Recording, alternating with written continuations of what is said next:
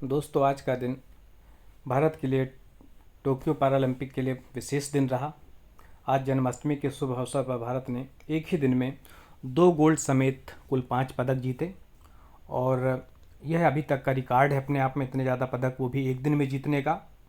यदि हम आज के पदकों पर चर्चा करें तो दिन की शुरुआत में ही अवनी लेखरा ने शूटिंग में गोल्ड जीता, फिर सुमित अंतिल ने जीता गोल्ड जेवलिन थ्रो में, साथ ही देवेंद्र झांझरिया ने सिल्वर जीता जेवलिन थ्रो में और योगेश कथुरिया ने डिस्कस थ्रो में सिल्वर जीता। साथ ही एक अन्य नाम सुंदर सिंह गुर्जर, इन्होंने ब्रांज जीता जेवलिन थ्रो में। ये 5 नाम हैं। अब हम चर्चा करें पैरालंपिक गेम के बारे में कि ये कैटेगरी इनमें डिफरेंट तरीके की बनाई जाती है। इस पर भी हम चर्चा करेंगे कि किस तरीके से कैटेगराइज किया जाता है इन खिलाड़ियों को। और जैसा कि आप जानते हैं कि कल तक स्थिति भारत की 45 रैंक थी, लेकिन आज जो है भारत 26वें स्थान पर पहुंच चुका है। हालांकि मैं आपको बता दूं कि 1984 और 2016 के ओलंपिक जो पैरालंपिक हैं उसमें भारत ने 4-4 मेडल जीते थे कुल मिलाकर। अभी तक कुल 12 मेडल जीता है 1972 से, जब से शुरू हुए थे। लेकिन गजब की बात यह रही कि एक ही दिन में 5 मेडल भारत को मिले, ये खास बात रही। और अब हम चर्चा जब करते हैं तो सबसे पहले हम सुमित की बात करते हैं, जिन्होंने वर्ल्ड रिकॉर्ड बनाया है अपना ही। जो 6 मौके दिए गए थे, 3 बार इन्होंने वर्ल्ड रिकॉर्ड बनाया, अपने ही रिकॉर्ड्स को तोड़ा और फाइनली जो है 5वें अटैम्प्ट में इन्होंने 68.55 मीटर का थ्रो किया, जो कि एक वर्ल्ड रिकॉर्ड है। इसके पहले जो इन्होंने जो फर्स्ट अटैम्प्ट किया था वो भी वर्ल्ड रिकॉर्ड बना था 66.95 का।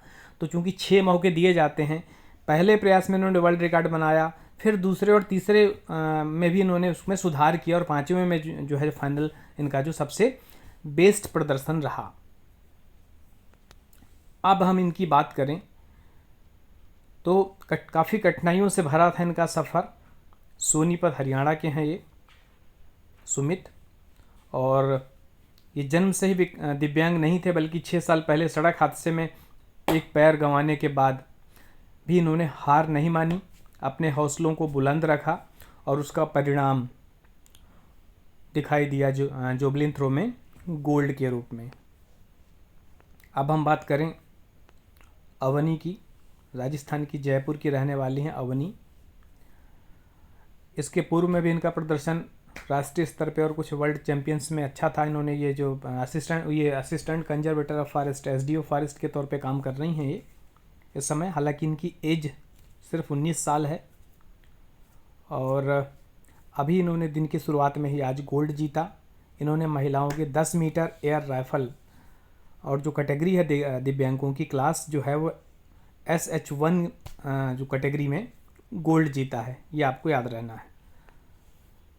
ये भी जन्म से दिव्यांग नहीं थी, बल्कि इनके साथ भी हादसा हुआ 2012 में। जयपुर से धौलपुर जाते समय और इनके पिताजी जो दोनों साथ में थे, उनका एक्सीडेंट हो गया। इनके पिताजी तो सही हो गए, लेकिन अवनी जो हैं खड़े होने में सक्षम नहीं हो पाई रीढ़ की हड्डी में चोट की वजह से।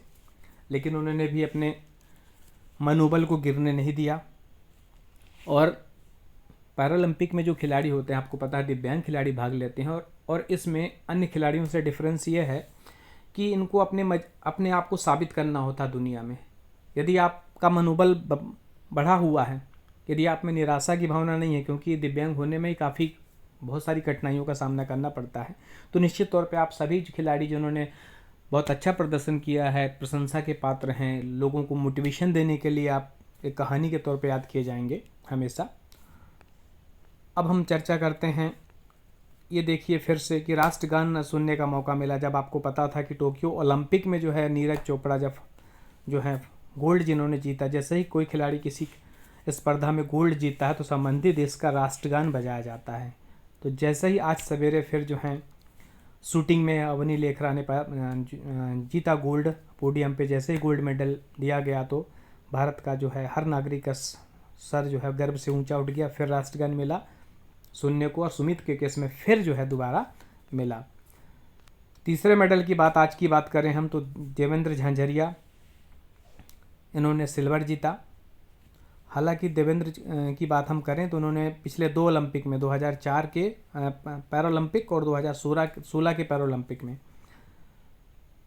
गोल्ड जीत चुके हैं। मतलब ये उनका व्यक्तिगत देखें तो तीसरा पदक है जेवलिन थ्रो में, 2004, 16 और फिर 2020 में अभी 21।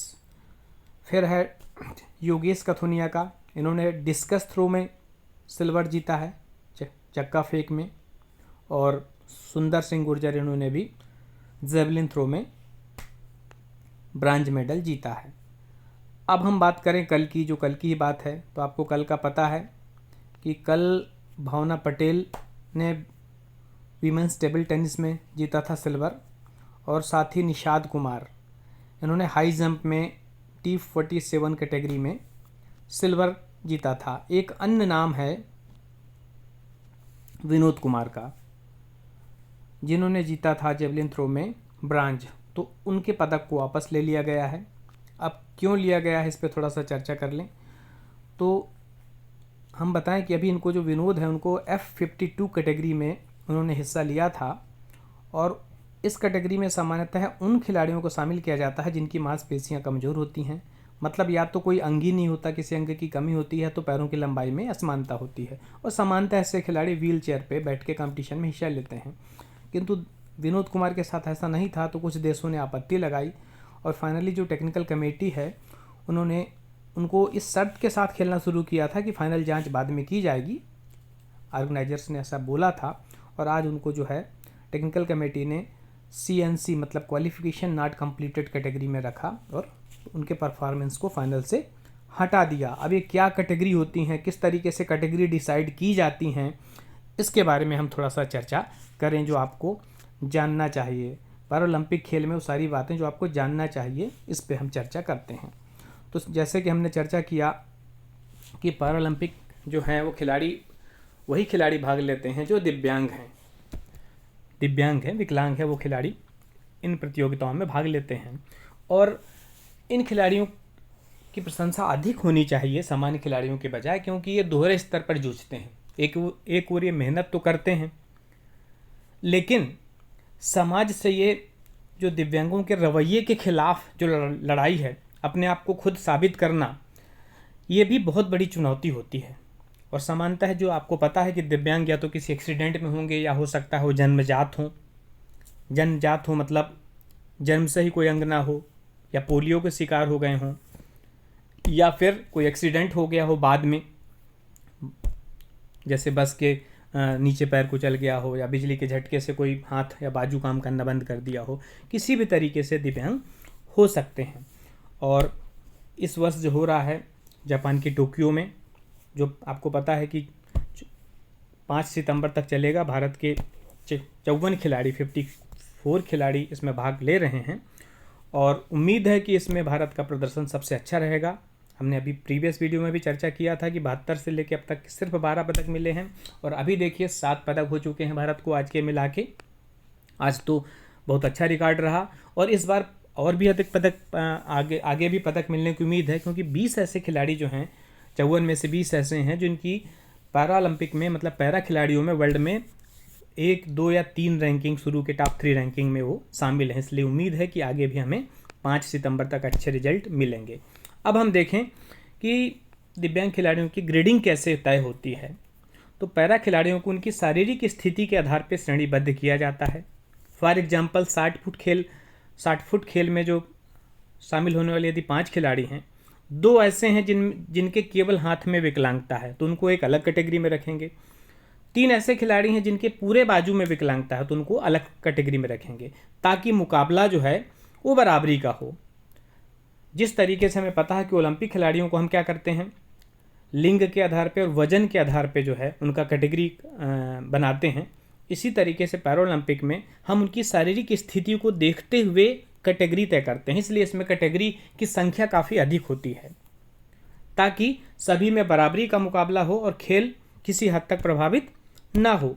तो किसी भी खिलाड़ी को पैरा खिलाड़ी तभी माना जाएगा, उसके लिए 10 मानदंड है। फॉर एग्जाम्पल क्या क्या है उसमें, मांसपेशियों की दुर्बलता हो, जोड़ों की गति की निष्क्रियता हो, या फिर किसी अंग में कोई कमी हो, या टांगों की लंबाई में फर्क हो, या छोटा कद हो, बौना कद हो जिसको हम बोलते हैं, हाइपरटोनिया हो, या मतलब मांसपेशियों में जकड़न हो, या शरीर के मूवमेंट पर नियंत्रण की कमी हो, या फिर एथेटोसिस यानी हाथ पैरों की उंगलियों कि धीमी मंद गति हो, या नज़र में खराबी हो, या सीखने की अवरुद्ध क्षमता हो।